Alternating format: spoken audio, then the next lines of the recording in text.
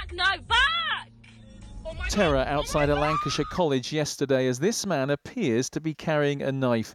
After what followed, one person was slightly injured, 6 have now been arrested. Before that, over the weekend, 17-year-old Yusuf Maki had been killed in a Manchester suburb. And in an East London park today, the tributes continue to arrive for another 17-year-old, Jodie Chesney, stabbed to death on Friday. In response, the Prime Minister yesterday said there was no direct link between such crimes and falling police numbers. Today, the country's most senior police officer disagreed. I agree that there is some link between violent crime on the streets, obviously, and police numbers. Of course there is, and I think everybody would see that.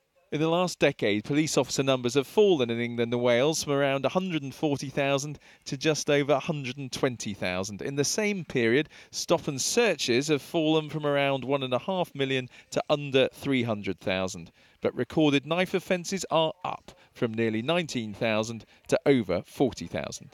In South London, the city's mayor meets young people to talk about what can be done. What about a stricter use of stop and search, for instance?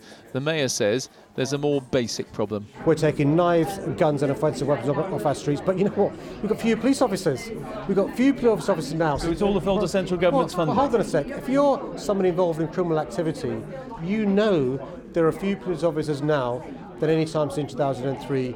Tai Eubanks knows people who've been caught up in knife crime. She says police must learn how to win the trust of young people. If that training comes into play, then maybe the police can work hand in hand with the young people and solve the problem. And is that more important than just more police, you think? Yeah, I think that's a bit more important with more police, because I feel that there is enough of police. I see a lot of police on a daily basis. When we have police out, it needs to be a thing where they're trying to talk to young people like, how was your day?